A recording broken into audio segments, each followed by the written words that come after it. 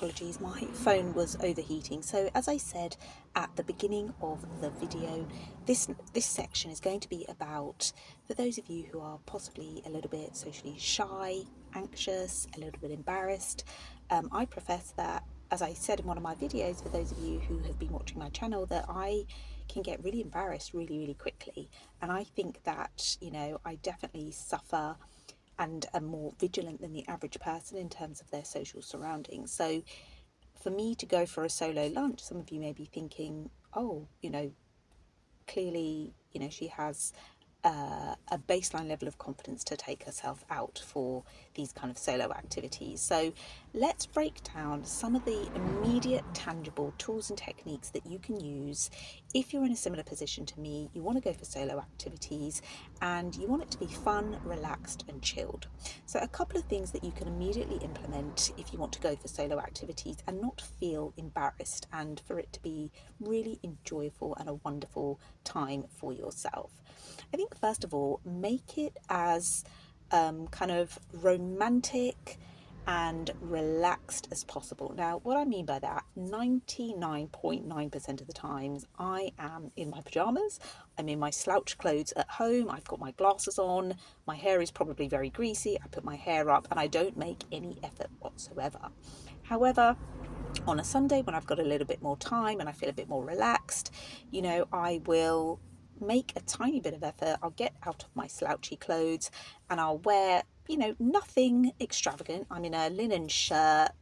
I've got my hair up because I haven't washed it yet. I've put a little bit of makeup on. I've taken my glasses off and I've put my contact lenses in. So, I'm not with fake eyelashes and fake, nails and all these glamorous things that these wonderful glamorous women do, and I would love to pretend that I'm this glamorous woman, but to be honest, I'm quite lazy, and I like low effort, easily implementable kind of things. So one of the things that can encourage you and make you feel a little bit more kind of motivated to go out for these solo activities is just dress yourself up a little bit. Like, I don't mean that in a kind of superficial way, and of course beauty and comes in all different forms and shapes and sizes and colours and all of that, and I'm all for that. But I think if you're like me and the majority of the time you're in your kind of slouchy relaxed clothes, then I would encourage you just to make 5% of a bit of an effort.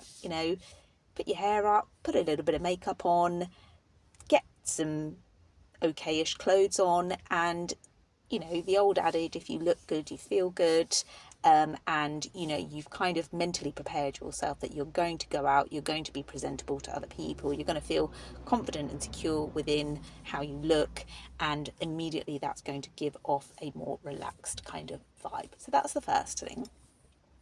I think the second thing that makes it really easy is do something that is totally convenient. I used to think I've got to go into central London, I've got to go out to a central kind of hotspot, I've got to go out to like Clapham or Islington or some like yuppie fun area where all the cool kids hang out. And actually, I'm just in my local town. I've just come to a local restaurant. Before, I used to feel like, oh, that's a little bit depressing. Like, you're in this town all the time and you're not really deviating from that, and you're not kind of like pushing yourself out to go out of your comfort zone. And to be honest, that's all really silly, because the whole point of like going out for solo activities is just to really relax and have chilled vibes. So for me, it took me all of 5 minutes to get in the car. Parking was another 5 minutes, and then walking into the restaurant was another 5 minutes, right? So all in all, it's taken me like 5 to 10 minutes to come to this restaurant, the parking and everything, and that in itself has just made it so relaxed and so comfortable that it's given me the impetus, really, because I haven't had like any form of physical barrier to really like get through in order to come for this solo activity. So that's my second tip. Just make it super chilled, super relaxed, no physical barriers.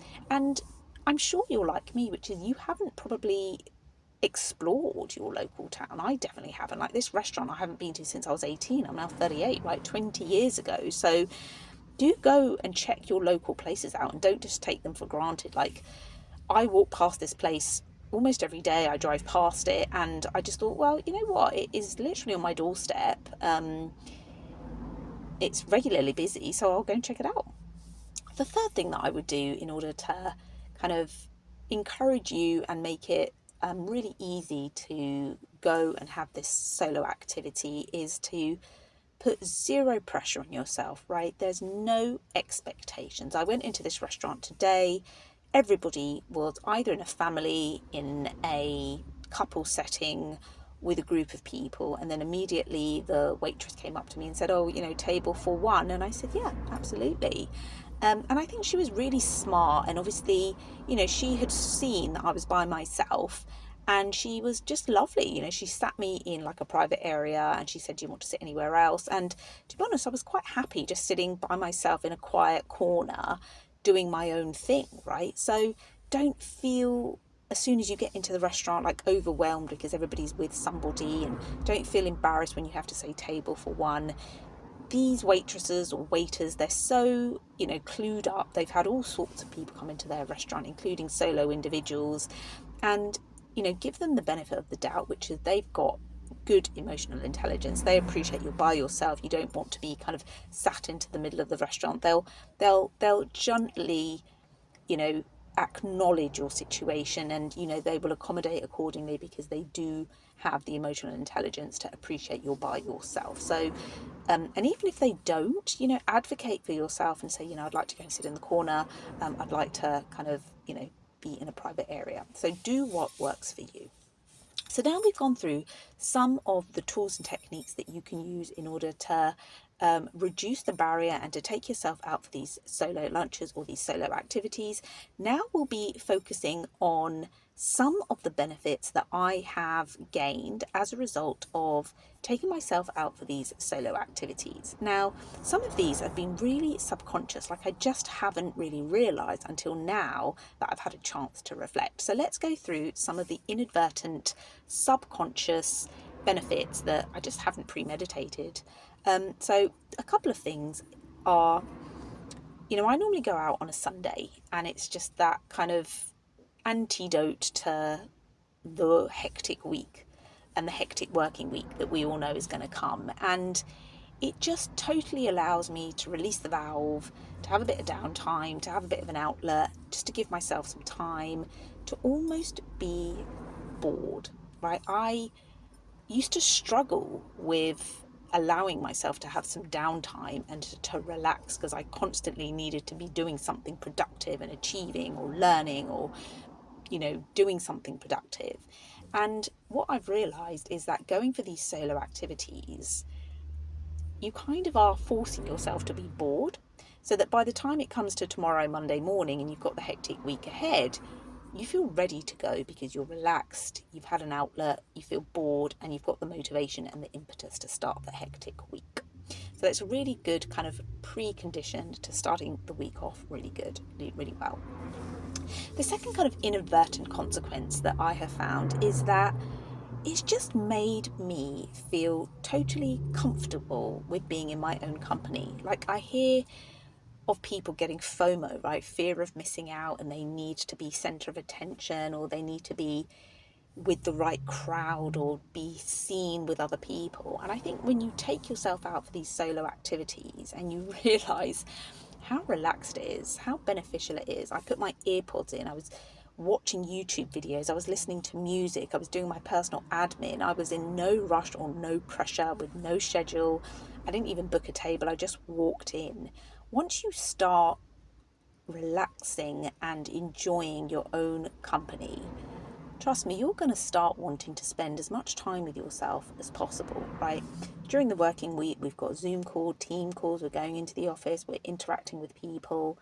And just to carve out 1 hour, a couple of hours to yourself on a Sunday evening or a Sunday afternoon or during the weekend, you will notice how comfortable you are with your own company. And I think that will reduce the threshold and this need for you to constantly think, I need to be with people, I need to be seen with other people, I need to be not seen as alone. It's not a problem. It's actually such a comforting and a powerful thing to be comfortable in your own skin, by yourself, doing your own thing without the approval expectations of anybody or anything. It's such a freeing, wonderful thing, and I would really encourage you just to experience it, because it does bleed into other areas of your life. And as I said at the beginning, I promised you guys that I would kind of leave the last juicy one to the end of, again, a kind of unconscious, inadvertent consequence. But I think for me, going out on these solo lunches has just allowed me to carve out quiet time, forcing myself to do nothing and thinking and daydreaming.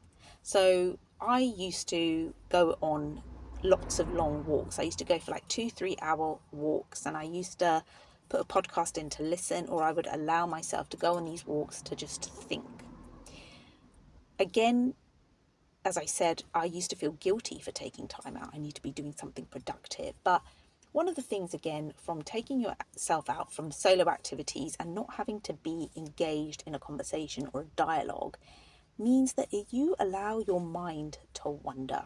I think of business ideas, I watch YouTube videos, I'm learning, I'm observing. Sometimes I'm just sitting and enjoying my own company and listening to silence. So the benefit that I have found really is just allowing myself to have this space to think, to process, to listen to silence, to think about the week ahead, to take a step back, to process the week, the month, what I've got coming ahead, to process the objectives that I've got for the year, and just to allow me to check in with myself with no agenda, no formality, no kind of expectations. It's just a relaxed, free-flowing opportunity for me to have some time, some silent time to just think. And as we know, thinking, processing, being in your own lane, having that solitude activity where you haven't got all these kind of opinions and somebody else's opinion being imparted on you, is such a wonderful, freeing opportunity. So that's probably the most beneficial and wonderful opportunity that I have had with these solo activities, is carving peaceful time out to think, to process, to realign, to recheck in with yourself, and again, to not be sensitive or under any pressure of anybody else's expectations or opinions. So let me know, do you go for solo activities and lunches and dinners, and how have you enjoyed this and benefited from it, and what are the inadvertent benefits that you have gained? I'd love to hear all of your comments, and I really look forward to reading them all. Let me know what you have gained from taking yourself out for solo activities. I hope you all have a lovely, wonderful rest of the weekend. See you all soon. Bye.